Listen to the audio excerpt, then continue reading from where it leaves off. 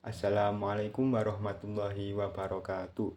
Nama saya Muhammad Alfian Alana, NIM 0501012211. Di sini saya akan mereview fatwa dari mata kuliah Fatwa dan Jurisprudensi.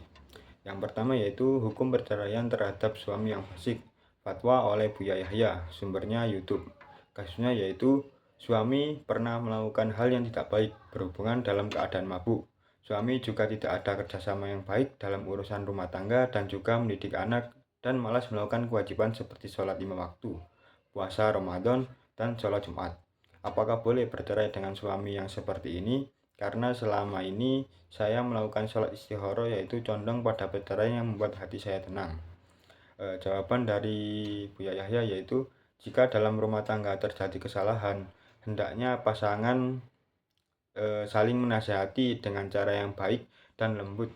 Jika suami melakukan pelanggaran berat dalam syariat seperti minum minuman keras, meninggalkan sholat, dan tidak ada perubahan meski sudah diingatkan berkali-kali, maka seorang istri yang meminta cerai itu tidak berdosa. Keputusan untuk bercerai atau bertahan tergantung pada kemampuan istri untuk tetap aman, baik dari pengaruh buruk suami maupun godaan setelah berpisah. Jika yakin bisa menjaga diri setelah bercerai, maka perceraian menjadi pilihan yang tepat.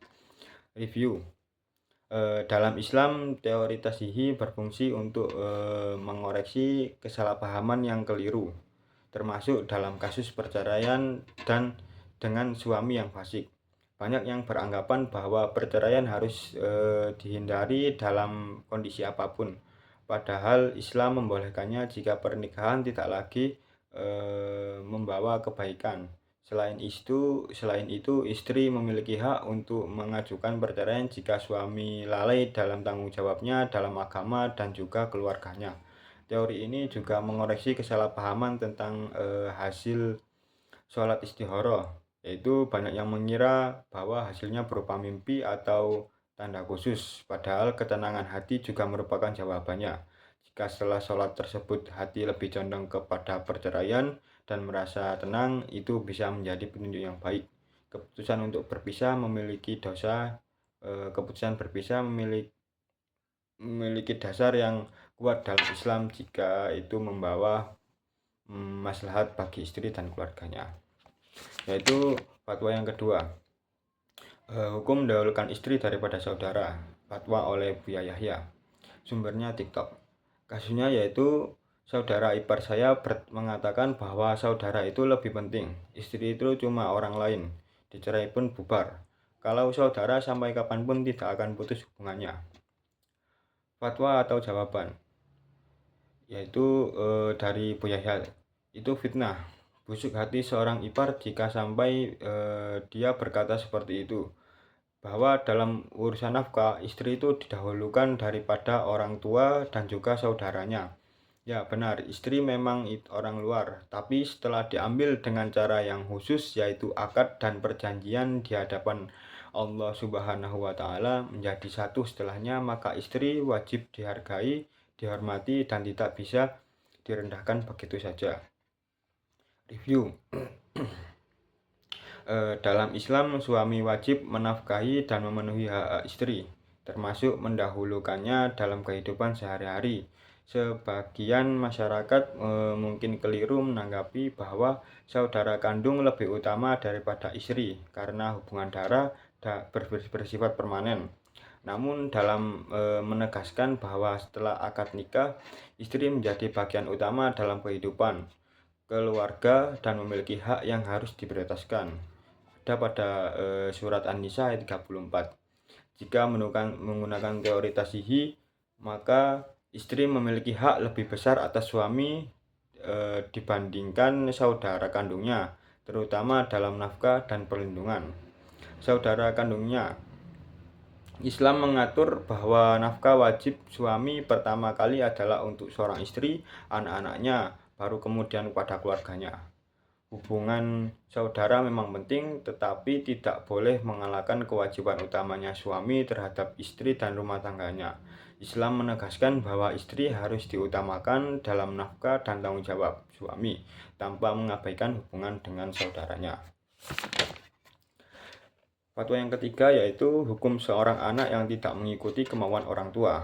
Fatwa oleh Ustadz Adi Hidayat. Sumbernya TikTok. Kasusnya yaitu sebagai anak apakah salah jika tidak mengikuti kemauan orang tuanya dikarenakan pada dasarnya orang tua tersebut sangat kasar dan harus diikuti kemauannya termasuk ke cucunya. Jawaban dari Ustadz Hidayat yaitu jadi jangan sampai sikap kita yang kurang ajar atau baik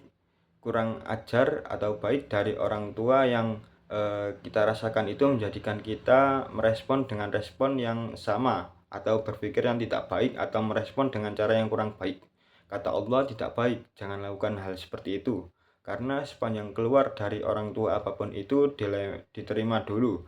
Boleh jadi yang diinginkan oleh Allah itu bukan kalimatnya itu yang sampai pada kita dan kita merasa sakit. Bukan itu.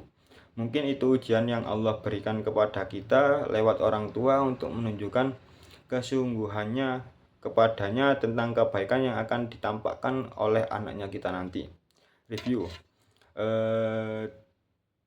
Diberitahukan bahwa anak harus menerima perkataan orang tua yang dengan baik karena bisa jadi itu adalah ujian dari Allah.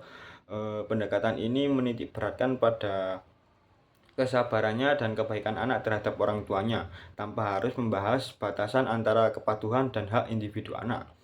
Dengan menggunakan teori tasihi yang berfungsi untuk mengoreksi pemahaman yang kurang tepat, yaitu Islam mewajibkan anak berbakti kepada orang tua, tetapi tidak dalam hal yang bertentangan dengan agama atau merugikan diri sendiri. Jika anak merasa dirugikan secara mental maupun fisik, maka mencari solusi yang lebih baik, seperti berdialog dengan lembut atau meminta pihak ketiga. Islam memberikan ruang bagi anak untuk bersikap baik dalam menanggapi orang tua yang keras dengan tetap menjaga adab dan mencari solusi yang terbaik. Mungkin sekian dari saya. Terima kasih.